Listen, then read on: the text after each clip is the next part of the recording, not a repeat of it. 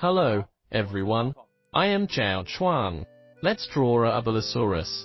Abelisaurus is a representative species of abelisaurids and one of the earliest such dinosaurs discovered.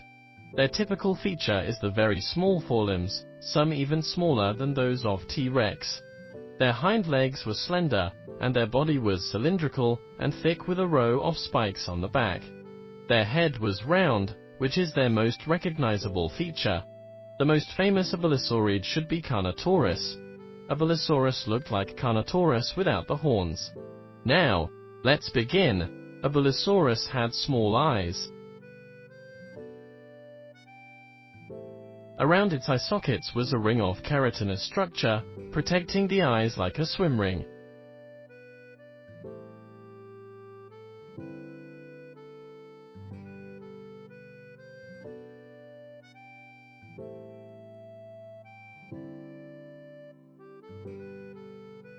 Some undulating keratinous structures were located on the top of its head, extending all the way to its snout.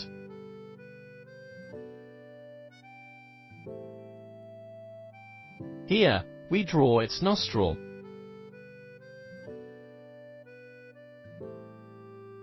Its head was relatively tall, with its jugal bone in this position.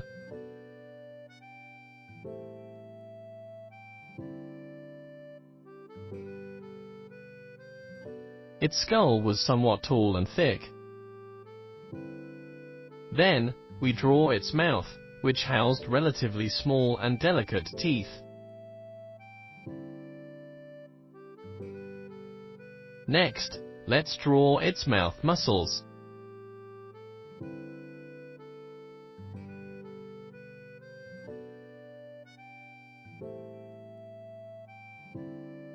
Then, draw its lower jaw, which is curved upward. Here, we draw its mandible teeth.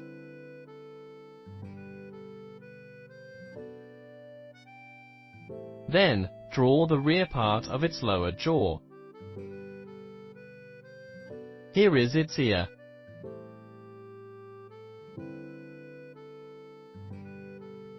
Now, let's move to its neck.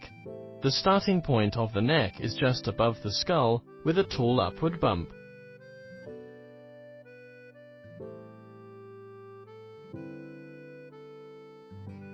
Its neck was stout and long.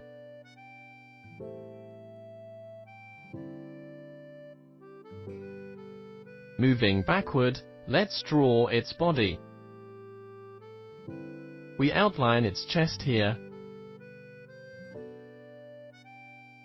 followed by its shoulders at this position.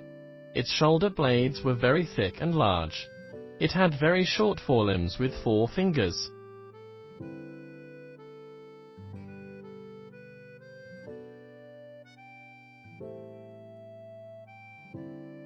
It had a huge belly.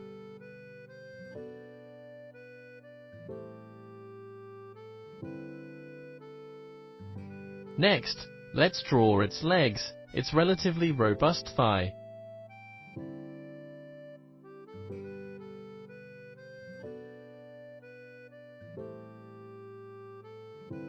The very long calf. And the sole of its foot. When it walked, its soles were off the ground. It only used 3 of the 4 toes on its hind limbs to walk, and the other was on the inside, off the ground.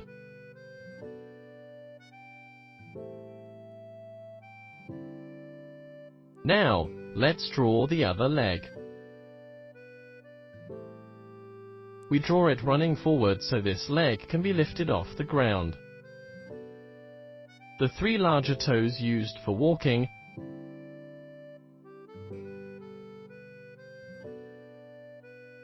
and a smaller toe at the rear.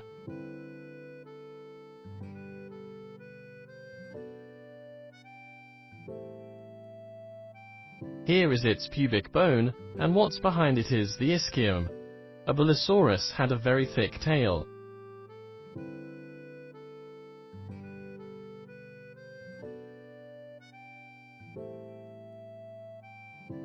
We can draw some round structural lines to make its body look fuller.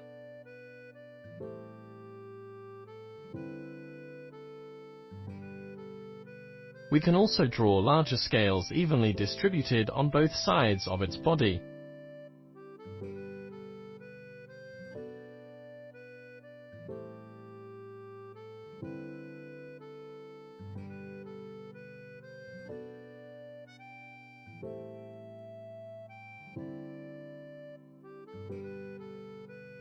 Finally, draw some spikes on its back, a typical structure among abelisaurid dinosaurs.